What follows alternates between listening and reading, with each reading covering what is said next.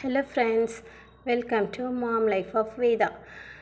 பிரேக்ஃபாஸ்ட்டுக்கு புரதச்சத்து அதிகமாக இருக்கிற பச்சைப்பயிறு தோசை எப்படி செய்யுதுன்னு வாங்க பார்க்கலாம்.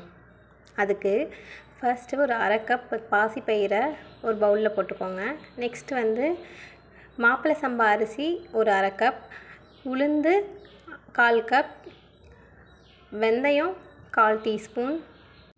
இது எல்லாத்தையும் ஒரு 2 or 3 டைம்ஸ் வாஷ் பண்ணி எடுத்துக்கோங்க. நெக்ஸ்ட்டு வாஷ் பண்ணதெல்லாம் தண்ணி ஊற்றிட்டு ஒரு 8 hours நல்லா ஊற வச்சுருங்க. நான் மாப்பிள்ளை சம்பா அரிசி யூஸ் பண்ணனால 8 hours ஊற வச்சேன். நம்ம நார்மல் இட்லி அரிசி கூட எடுத்துக்கலாம். அது ஒரு 3 hours ஊறினாவே போதும். இப்போ 8 hours கழித்து பருப்பு, அரிசி, உளுந்து எல்லாமே நல்லா ஊறிடுச்சு. ஊற வச்ச பச்சை பருப்பை ஒரு மிக்ஸி ஜாரில் மாற்றிக்கோங்க. அதோட ஒரு சின்ன துண்டு இஞ்சி, 2 பச்சை மிளகாய், அரை டீஸ்பூன் சீரகம், கொஞ்சம் போல் உப்பு,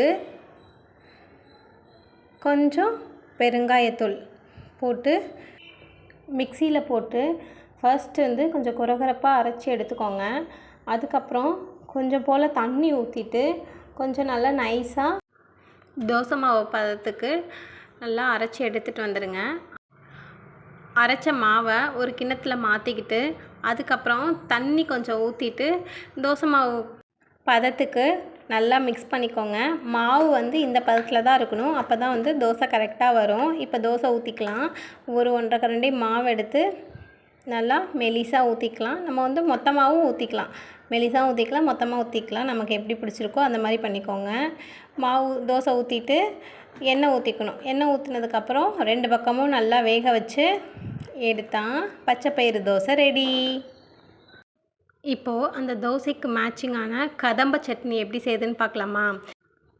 தேங்காய் கொஞ்சம், புதினா கொஞ்சம், ஒரு 4 பல் பூண்டு, ஒரு சின்ன துண்டு இஞ்சி, 2 பச்சை மிளகாய், ஒரு குட்டியாக வரமிளகாய், கொஞ்சம் போல் கருவேப்பிலை,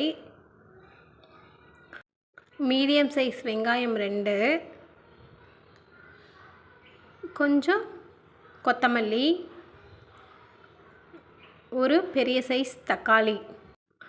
இது எல்லாத்தையும் ஒரு வாணலில் போட்டு அதுக்கு தேவையான அளவு உப்பு போட்டுக்கோங்க.